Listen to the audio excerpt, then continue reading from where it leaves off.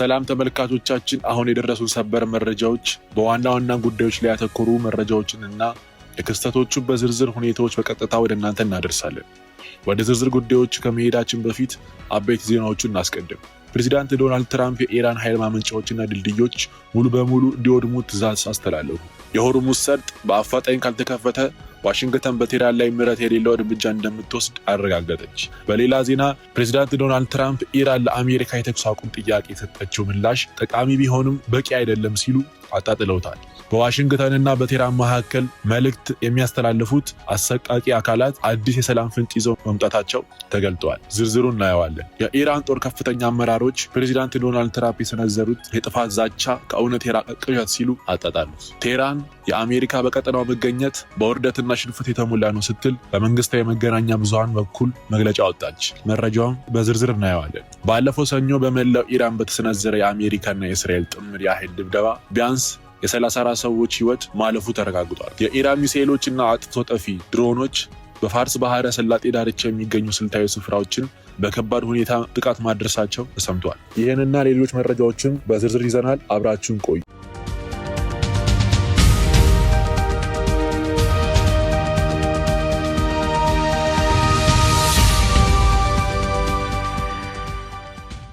የዓለም ሰዓት ቆጣሪ አሁን 0 ላይ ደርሷል። በዋሽንግተን የስልጣን ማዕከላት ውስጥ የተወሰነው ውሳኔ የመካከለኛው ምስራቅን ካርታ ለዘላቂ ሊቀየረው ጥቂት እርምጃዎች ብቻ ቀርተውታል። ፕሬዚዳንት ዶናልድ ትራምፕ ዛሬ ለዓለም ያስተላለፉት መልእክት ተራ ዛቻ ብቻ አይደለም። ይልቁንም ኢራንን ወደ ድንጋይ ዘመን ለመመለስ የታለመ የለየለት ወታደራዊ አዋጅ ነው። የሆርሙዝ ሰርጥ ቁልፍ አሁንም በቴህራን እጅ መቆየቱ ዋሽንግተንን ወደ መጨረሻ የቁጣ ደረጃ መርቷታል።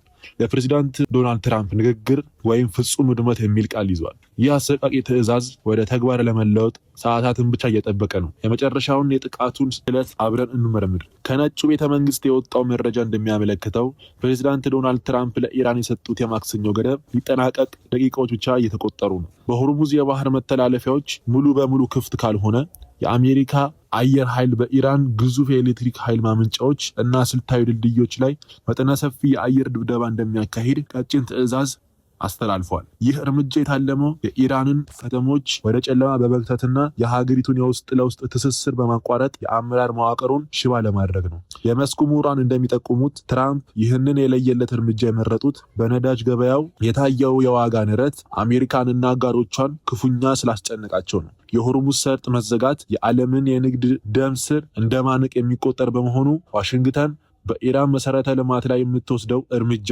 ቴህራን እጇን እንድትሰጥ የምታደርግበት የመጨረሻው ጫና ነው። ፕሬዚዳንቱ በጥቂት ሰዓታት ውስጥ የሚል ጠንካራ የጊዜ ገደብ ማስቀመጣቸው ፔንታጎን የሚሳኤልና የቦምብ ድብደባውን ለመጀመር ጣቱ በቃታ ላይ መሆኑን ያሳያል። ይህ ስልታዊ ለውጥ ጦርነቱን ወደማይመለስበት የታሪክ መቃብር እየገፋ ይገኛል። ኢራን ድልድዮቿ ሲፈራርሱና የኃይል ማዕከላቷ ሲጋዩ ዝም ብላ ትመለከታለች የሚለው ጥያቄ የዓለምን ሰላም ጥያቄ ውስጥ ከቶታል። ቴህራን የሚሰነዘርብኝ ማንኛውም ጥቃት ምላሹ አሰቃቂ ይሆናል ማለቷ የቀጠናውን ፍንዳታ ይበልጥ አስፈሪ ያደርገዋል። ሚያዝያ 7 ቀን በታሪክ መዝገብ እንደ የመጨረሻው ሰዓት ተመዝግቧል። አሁን የሚናገሩት የዲፕሎማሲ ቃላት ሳይሆኑ ወደ ኢላማቸው የተቃኑ የጥፋቶች መሳሪያዎች ናቸው። በተጨማሪም በመካከለኛው ምስራቅ ከሚሰማው የቦምብ ፍንዳታና የሚሳኤል ፉጨት ማዶ ዛሬ በዲፕሎማሲ መድረክ ሌላ አደገኛ ቼስ ጨዋታ ተጀምሯል። የዓለም አይን አሜሪካ በሰጠችው የመጨረሻ ገደብ ላይ አርፎ ባለበት በዚህ ሰዓት በዋይት ሃውስ የወጣው መረጃ የሁኔታውን አሳሳቢነት ይበልጥ አጉልቶታል። ፕሬዚዳንት ዶናልድ ትራምፕ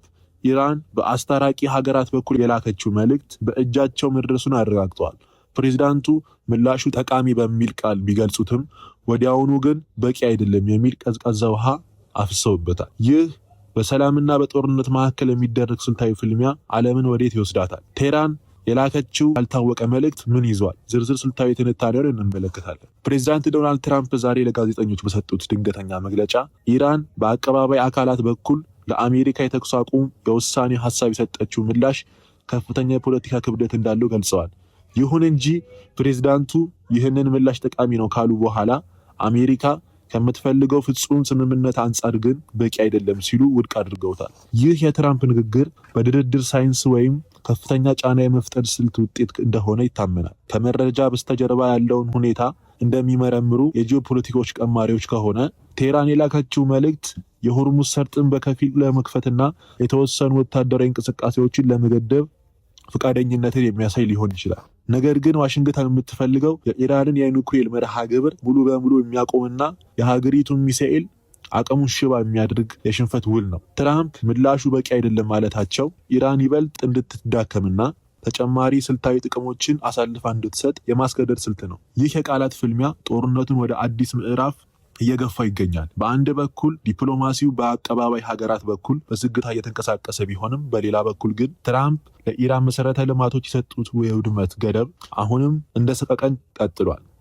ፕሬዚዳንቱ ጠቃሚ የሚለውን ቃል መጠቀማቸው ቴህራን ወደ ድርድር ጠረጴዛው መቅረቧን የሚያሳይ ሲሆን በቂ አይደለም ማለታቸው ደግሞ የጥፋት መሳሪያዎቹ አሁንም ወደ ኢላማቸው እየተቃኑ መቆየታቸውን የሚያረጋግጥ ነው። አሁን ዓለም በዚህ በሰላም ስም በሚደረግ የኃይል ፍጥጫ ውስጥ ሚያዝያ 7 ቀን ለዓለም ምን አይነት ንጋት ይዞ ይመጣል የሚለው ከፍተኛ ድንጋጤን እየተጠባበቀች ነው።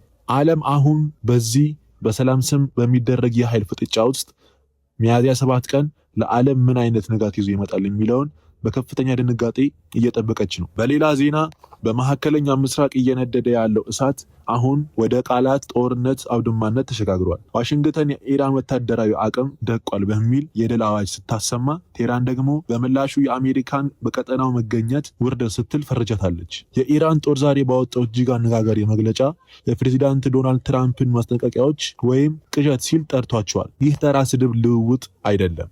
ይልቁንም የሁለቱ ሀያላን ሀገራት ፍጥጫ ወደ መጨረሻውና እጅግ አደገኛው ምዕራፍ መሸጋገሩን የሚያሳይ ስልታዊ ምልክት ነው። ቴህራን ይህን ውርደት ከየት አገኘችው? የዋሽንግተን ውርደት የተባለውስ ሀቅ ምንድን ነው?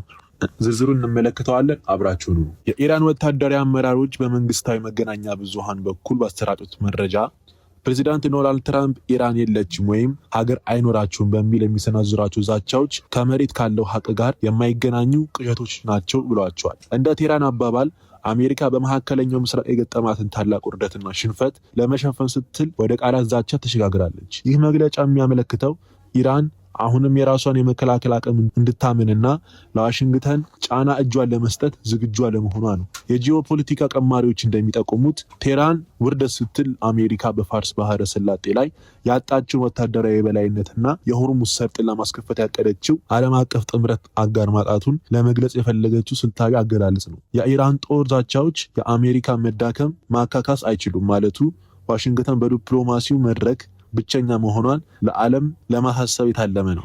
ይህ የጽናት አቋም አሜሪካ በሚቀጥለው ሳምንት መጀመሪያ ላይ ልታካሄደው ካሰበችው የመሬት ወረራ እቅድ በቀጥታ ይጋጫል። ይህ የቃላት ፊልሚያ በመካከለኛው ምስራቅ ያለውን ውጥረት ወደ አዲስና ይበልጥ አደገኛ ምዕራፍ እየገፋው ይገኛል። ኢራን በትራምፕ ንግግር ላይ ያሳየችው ይህ ንቀት ጦርነቱን ከወታደራዊ ግንባር ባለፈ ወደ ስነልቦናዊና የህልውና ጦርነት ቀይሮታል። ቴህራን በቅዠት ዓለም ውስጥ አትኖሩ ስትል በዋሽንግተን ያስተላልፋችው መልእክት ሚያዝያ 7 ቀን ለሚጠናቀቀው የመጨረሻ ገደብ የሰላም ፍንጭ ከመስጠት ይልቅ ለለየለት ፍልሚያ መዘጋጀቷን የሚያረጋግጥ ነው። ዓለም አሁን በዚህ የንቀትና የዛቻ ዙሪት ውስጥ የታላቁን ፍንዳታ ደውል እየጠበቀች ነው። በሌላ ዜና ሰኞ በመካከለኛው ምስራቅ የታሪክ መዝገብ ላይ በደም የተጻፈ ሌላ የጥቁር ቀን ሆኖ አልፏል። ሰማዩ በእሳት ሲጋይ፣ ምድሪቱ ደግሞ በሚሳኤል ፍንዳታ ስትናወጥ አድራለች። ከወታደራዊ ካምፖች ማዶ አሁን ጦርነቱ መላውን የገልፍ ሀገራት ወደ አዙሪት እየሳባቸው ነው።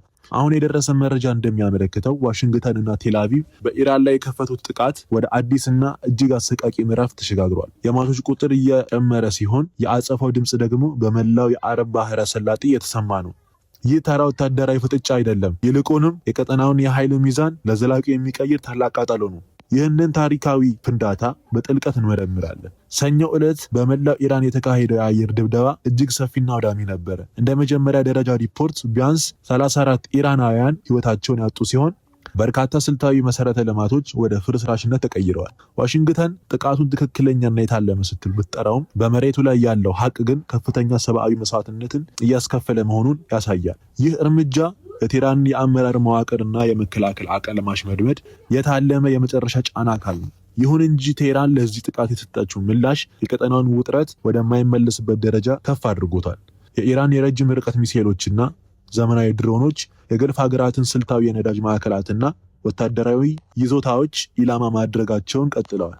ይህ ስልታዊ አጸፋ የታለመው ጦርነቱ ከኢራን ምድር አውጥቶ በመላው ዓለም የንግድና የኃይል አቅርቦት ደም ስር ጫና ለመፍጠር ነው።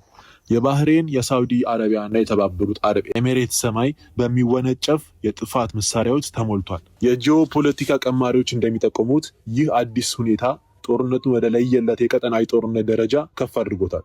አሜሪካና እስራኤል የኢራንን አከርካሪ ለመስበር በሚያደርጉት ጥረት ውስጥ ቴህራን ደግሞ የዓለምን ኢኮኖሚ አንገት የሚያንቀውን የነዳጅ ገበያ እንደ ጦር መሳሪያ ለመጠቀም መቁረጧን በተግባር አሳይታለች። የማክሰኞ እልቂትና ተከታዩ የሚሳኤል ናዳ የመካከለኛውን ምስራቅን ካርታ በአዲስ የደም ቀለም እየሳለ ይገኛል። በመጨረሻም በመካከለኛው ምስራቅ ሰማይ ላይ የሚታየው ጭስ መቆሚያ አጣ ይመስላል። የዓለም አይን በሀያላኑ የለየለት ፍጥጫ ላይ ባረፈበት በዚህ ሰዓት በጋዛ ሰርጥ የሚኖሩ ንጹሐን ግን አሁንም ለሞትና ለውድመት ሲገበሩ ይገኛሉ። ዛሬ በመካከለኛው ጋዛ የታየው ትዕይንት ተራ ወታደራዊ ግጭት ሳይሆን የሰው ልጅ ተስፋ በፍርስራሾች ውስጥ የተቀበረበት ሌላው አሰቃቂ ምዕራፍ ነው። ያ መጠለያ ፍለጋ የሚንከራተተው ምስኪን ሕዝብ ዛሬም በትምህርት ቤት አጥር የሞት ጥላ አልፎበታል። ይህ ጥቃት ለምን አሁን መጣ? የቀጠናውን ፖለቲካስ እንዴት ይበጠብጠዋል? ይህንን አሳዛኝ ክስተት በጥልቅ እንመረምራለን። አሁን በመሬት ላይ የሚወጡ መረጃዎች እንደሚያመለክቱት የእስራኤል የጦር አውሮፕላኖች በመካከለኛው ጋዛ የሚገኙ ተፈናቃዮች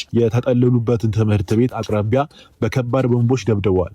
በጥቃቱ ቢያንስ 10 ሰዎች ህይወታቸውን ያጡ ሲሆን በርካቶች ደግሞ በአሰቃቂ ሁኔታ ቆስለዋል። ትምህርት ቤቱ በሺዎች የሚቆጠሩ ፍልስጤማውያንን ከጦርነት ቀጠና አምልጠው የተጠለሉበት ስፍራ ነበረ። ቴልአቪቭ ጥቃቱን ታላሚ ያደረገ ስትል ብትጠራውም ውጤቱ ግን የንጹሐን እልቂት ሆኖ ተመዝግቧል። የጂኦፖለቲካ ቀማሪዎች እንደሚጠቁሙት እንዲህ ያሉ የሲቪል መጠለያዎች አቅራቢያ የሚፈጸሙ ጥቃቶች በቀጠናው ያለውን ህዝባዊ ቁጣ ዳግም ሊያቀጣጥሉ ይችላሉ። በተለይም በሌሎች ግንባሮች ያለው ውጥረት ጣሪያ በነካበት በዚህ ወቅት በጋዛ የሚፈሰው ደም ለተቃዋሚ ኃይሎች ተጨማሪ የትግል ስልት ሆኗቸዋል። ይህ አዙሪት በዲፕሎማሲ መድረክ ለሚፈለገው የተኩስ አቁም ስምምነት ትልቅ መሰናክል ነው። የጋዛ ሰማይ አሁን በጥቁር ጭስ ተሸፍኗል። የንጹሐን ለቅሶ ደግሞ የዓለምን ህሊና ዳግም እየፈተነ ነው። ለዛሬ ያዘጋጀነው ስልታዊ ትንታኔ ይህን ይመስላል። መረጃው ጠቃሚ ሆኖ ካገኛችሁት ላይክ፣ ሰብስክራይብ በማድረግ ድጋፎን ይግለጹ። በቀጣይ በሌላ ጥልቅ ትንታኔ እስክንገናኝ ድረስ ሰላም ለዓለማችን ይሁን።